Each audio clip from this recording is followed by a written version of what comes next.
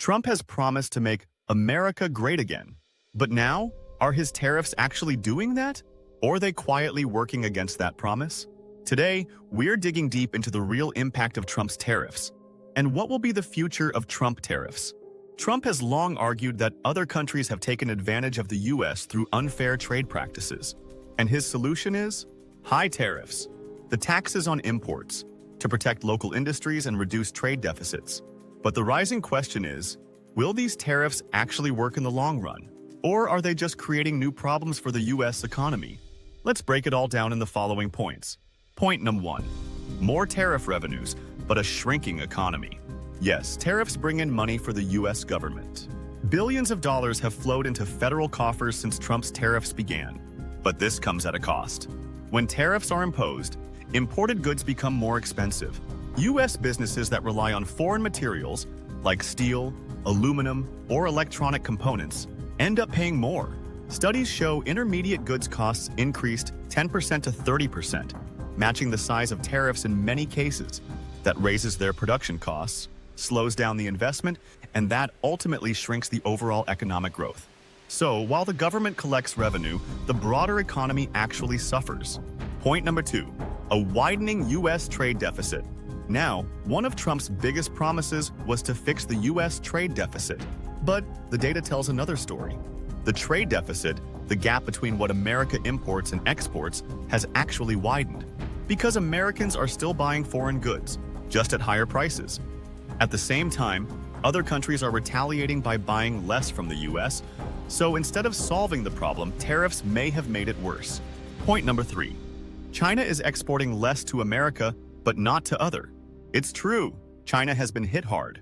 U.S. imports from China have fallen sharply because of tariffs. The value of Chinese exports to the U.S. in the first 6 months of 2025 were down 11% on the same period in 2024. Meanwhile, Chinese exports to some of its other trading partners have grown, suggesting Chinese firms have been able to find customers in other countries. And those same products didn't just disappear from the U.S. market. Instead, they shifted to other countries like Vietnam, Mexico, or Malaysia. Means American companies are still importing. They're just buying from somewhere else. So while the U.S. is importing less from China, it doesn't mean it's producing more at home. Point number 4. More trade deals excluding the U.S. Another consequence. While the U.S. is building tariff walls, other countries are busy building trade bridges. Nations like the EU, Japan, and those in Asia-Pacific have signed trade agreements with each other, leaving the U.S. out.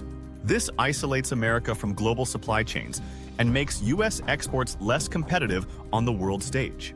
In short, while others are integrating, the U.S. risks being left behind. Point number 5. Rising consumer prices in the U.S. And here's where these tariffs hit home. Many people think foreign exporters pay the tariffs. But in reality, it's U.S. companies that import goods who pay these taxes. And what do? They pass those costs on to the consumer. That means everyday items like electronics, clothing, and even groceries are getting more expensive because of tariffs. While the goal was to protect American workers, the result has been higher prices for American families. So these Trump's tariffs were meant to make America great again by boosting local industries and fixing trade imbalances. But when we look closer, 1. They've raised government revenue at the expense of economic growth. 2. They've widened the trade deficit instead of shrinking it. 3. They've shifted imports away from China but not back to the U.S. 4. They've pushed countries to sign trade deals without America.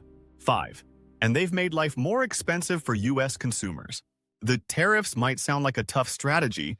The reality is that they're not really making America great again, nor are they sustainable for the long run or for the next administrations. What do you think? Share your thoughts below.